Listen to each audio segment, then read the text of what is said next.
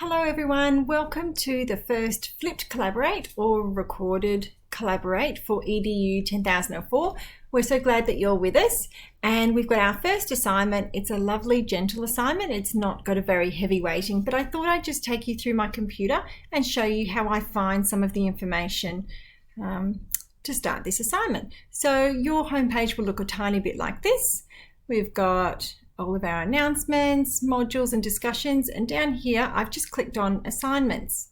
So here we've got all our information for assignment 1, assignment 2 and assignment 3. So let's have a look at our first assignment together. Okay, so here we go, EDU 10004, Theories of Teaching and Learning. So our first assignment has only a very gentle weighting of 20%, which is wonderful. It's a presentation and the word limit is 500 words. So you're going to be within 10% of that, 10% above or below 500 words. And our due date is Monday of week 4. So this is a presentation, but this isn't something that you actually have to present. So you will be creating a document that presents your views, but you won't be sitting in front of a webcam like I am and actually presenting it. You'll just be submitting it and your ELAs will be reading it and grading you on it. So please don't be too overwhelmed by this assignment.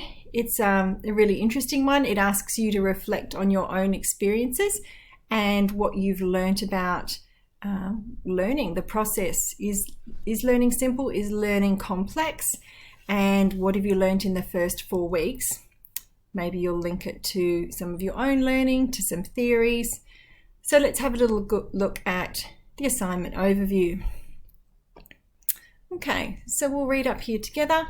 The purpose of this assignment is to reflect on who you are as a learner and think about how your life experiences and people in your life have supported or not supported the teaching and learning process. This is how theories of learning developed when theorists wondered about the complex ways that learning takes place. So I imagine that in your assignment you'll be demonstrating to us and letting us know how you understand that learning is complex. Down here it says this assignment requires you to create a presentation that tells a story about your learning and makes some of these processes of learning visible. So you can write and present this story in an interesting and creative way. Here you're encouraged to use photographs, graphics, images, one that you might choose when you are creating a picture book, but you're not actually writing a story for children. So it might be about how children learn, but it's not a story for children to read. So I'm going to provide you with some examples so that will be very clear for you. This presentation can use a story that's either real or imagined. So it might be an experience that you've had, that you've witnessed, someone has told you about. It might be that you've got a wonderful imagination and you've come up with a really great example of learning. It can be fabricated. It doesn't need to be real. This is not a report or an essay. So A2 is an essay. For this one, this is quite different. So we're asking you to tell a story that reflects your experience with learning, so either formal or informal, the learning experience of someone you know. It can be completely fictitious. It means that you've got lots of different options for what you can present here. So just make sure you follow the assignment criteria and the guidelines. You can write the assignment from the perspective of the learner, the teacher, or both, or even from a third party like a narrator or imagined character. These are your views, not those of others. However, you will be making links to the learning materials. So that will be in weeks 1 to 4.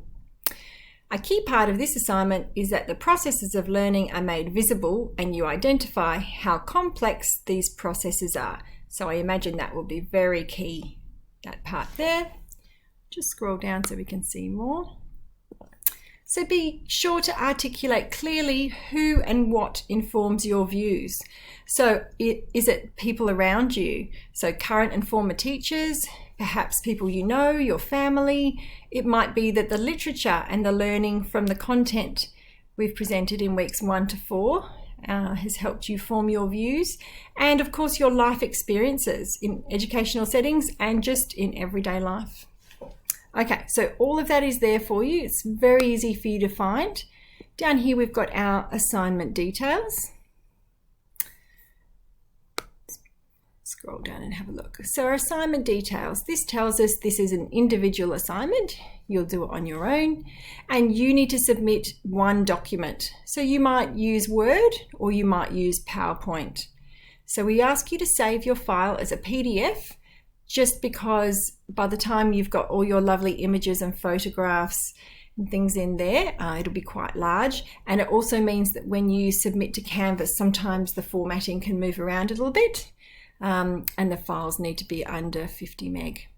Okay, so the presentation, just a reminder, you're preparing it, but you're not actually going to present it to us. So you're going to prepare a document and submit it to your ELA. We're going to ask you to include a visual metaphor, so in images and ideas. And in week 1, we talk about that in our discussion with our ELA. So you might find one in week 1 and be like, great, tick that box, I already have a visual metaphor for my assignment. And you're going to tell us, what does your drawing, so this says drawing, it can be an image, it can be your own drawing, it can be anything from the internet, as long as it's been de-identified or you've got it from a source that's appropriate. So we're just asking you not to include things like images of your own children, things like that, for safety reasons, of course. So it says drawing, but it can be any sort of an image. And again, I'm going to show you 2 examples so you can see what they might look like. So that's going to support you telling us about your beliefs of the learning process. Tell us where your ideas come from. Have your ideas changed? So what has that visual metaphor helped you to understand? Okay, point 3, develop a story that depicts your understanding and experience of learning and what is meant by learning theories. You do not need to use a particular learning theory, although you can if you choose. We're asking you to show your understanding of the purpose of theories in learning and how they link to teaching. Don't be too overwhelmed if some of those words are a bit technical for you. We will walk you through it. Point 4, make sure your story highlights the links between learning and experience and explains and illustrates how learning is a complex process. That's a bit of a theme that we're coming up with. I'm sure that you'll find that is one of your key points in your assignment. So you're going to illustrate your story with professional images or graphic features. We're going to follow the APA guidelines. Point 6, you're going to write in first person when talking about your ideas, values and experiences. Otherwise it'll be third person. You'll include a reference list and you'll also reference any illustrations you have. So have a look through those points there. They'll all help you as you prepare your assignment. Okay, our essential readings. So we're going to be following the weekly materials from weeks 1 to 4, and they really will help you here. So we're just going to pop down here. If I keep going down, I'm going to click on the criteria. So we have 4 criteria here for assignment 1. So that relates to the presentation skills, personal learning, complexities of learning, and the academic skills. So, and then these are our descriptors. So the ELAs, we go through a moderation process with a number of samples. So within our team, we have consistent marking and they'll follow these descriptors carefully. So this should be your very best friend every time you do an assignment. I'm a bit of a paper girl. I would always print things out, write all over it, highlight which areas have I already covered. So for instance, I'm thinking down here, I would actually tick off, okay, down here under personal learning, have I included a visual metaphor? So you might highlight that, right all over it. But this is going to be your guide for the grading that you will receive from your ELA. And your assessment declaration showing us You're declaring that it's your own work, which of course is really important. So there you go. So we've gone into assignments, and this is where we have found all our information. We've got some more bits and pieces that will help you out here. And this is called a Padlet. If you haven't seen one before, it's quite easy to navigate. We've got columns along the top following subjects, and we start right here and follow through, and there's lots of different tips and tricks that will help you along the way. So it says start here, and it says what is a flipped collaborate.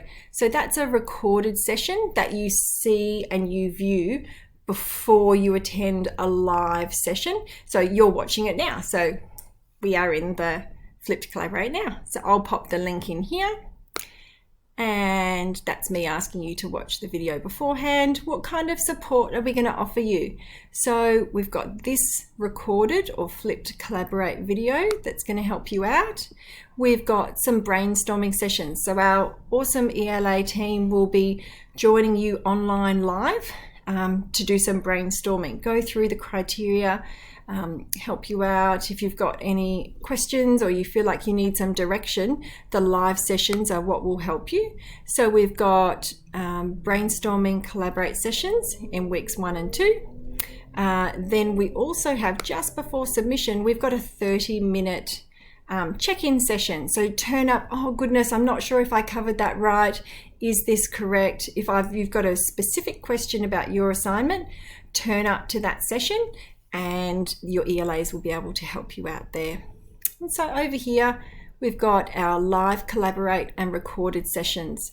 So when you go in here, I'm just going to pop the links to the live sessions. So you can come in, click on that, and it will take you straight there.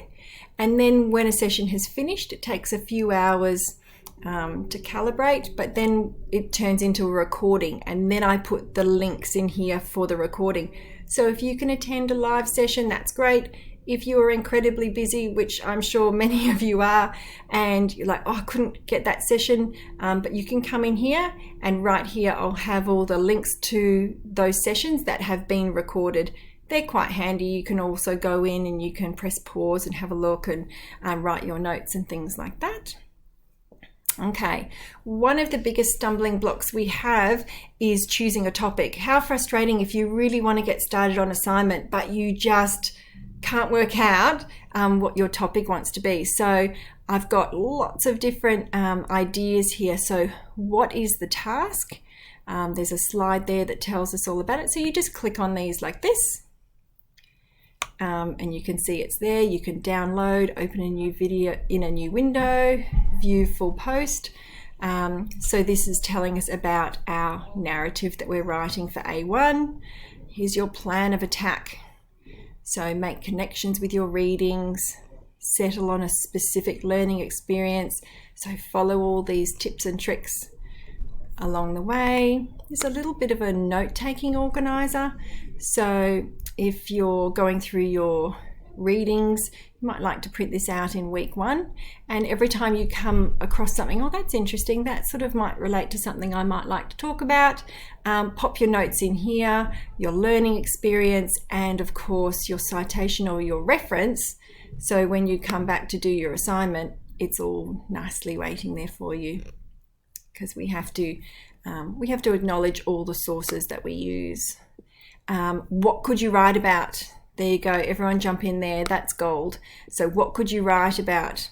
What should you talk about? Your learning, someone else's learning, adult learning, from the past, from the present. If you're really unsure about your topic, these are some ones that come up time and time again, because they're quite useful in demonstrating your understanding. So it's something you learnt at school, something about a sport, training your dog, guiding someone in their learning. So have a look through there. And how many learning experiences should we include? We're asking you not to include too many there. Over here we've got who we're writing for, how to create a narrative, all these bits and pieces. And over here we're going to finish with our exemplars. So down here, these are some examples of what an assignment might look like. So there you go, everyone. That's all the information. Have a look through all of these helps, how to reference, And I wish you well with A1. Any problems at all, just contact your ELA.